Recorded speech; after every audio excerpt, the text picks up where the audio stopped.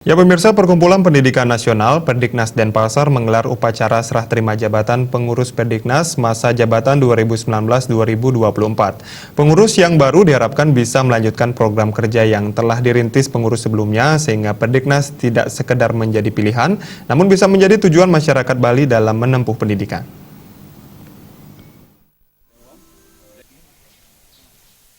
Upacara serah terima jabatan pengurus Perdiknas Denpasar masa jabatan 2019-2024 diawali dengan persembahyangan dan upacara Majaya-Jaya yang berlangsung di Padmasana Gedung Perdiknas Denpasar, Jalan Tukat IAY nomor 15 Panjar Denpasar. Upacara Majaya-Jaya yang bertujuan memohon restu secara niskala ini dipimpin oleh Idependanda Gede Sari Arimbawa dari Geria Sari Tegal Denpasar. Usai upacara Majaya-Jaya, acara dilanjutkan dengan acara penandatanganan berita acara serah terima jabatan antara Ketua Perdiknas sebelumnya, Anagung Ayu Ngurah Tini Rusmini Gorda, dan Ketua Perdiknas yang baru periode 2019-2024, Anagung Ngurah Edi Supriyadinata. Dalam kesempatan tersebut, Ketua Perdiknas yang baru mengatakan akan meneruskan program-program kerja yang telah dirintis pengurus sebelumnya. Menjadi Ketua Perdiknas relatif dimudahkan karena Renstra dan Statuta terbaru sudah dibuat dan disahkan sehingga Statuta dan Renstra itu adalah rel buat saya untuk berjalan. Jadi saya tinggal mengikuti dan tim di Perdiknas tinggal mengikuti.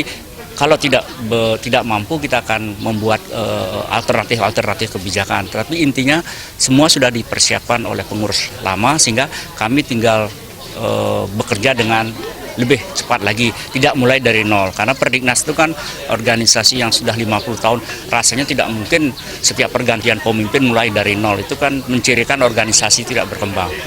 Bangunan sudah bagus, tinggal kita perbaiki, sumber daya yang ada, tinggal kita upgrade.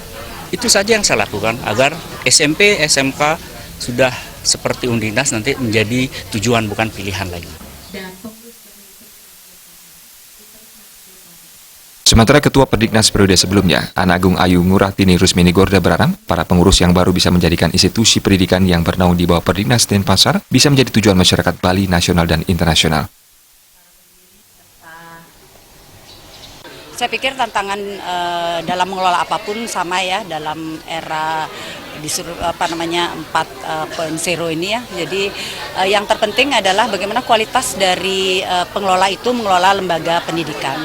Jadi dengan Renstra dan Renov yang sudah kami serahkan, sepertinya pengurus yang sudah banyak pengalaman dari mengelola unit-unit itu saya yakin tidak kesulitan untuk bisa mengembangkan Perdiknas ini. Beda dengan 2007 ketika Prof. Gorda tiada, kami mengambil alih yang sangat luar biasa untuk mengendalikan pikiran dan sebagainya untuk bisa menjadikan Perdiknas sampai hari ini. Dan itu kebanggaan kami pengurus lama bisa menjalankan 10 tahun periode kehilangan orang tua. Saat ini Perdiknas Denpasar menaungi 3 unit satuan pendidikan, yakni SMP Nasional Denpasar, SMK Teknologi Nasional, dan Universitas Pendidikan Nasional Denpasar. Dalam menjalankan tugasnya, Ketua Perdiknas yang baru akan didampingi Bendara Ketut Gede Sri Diwya dan Sekretaris Wayan Sri Maitri. Eka Yana, Bali TV.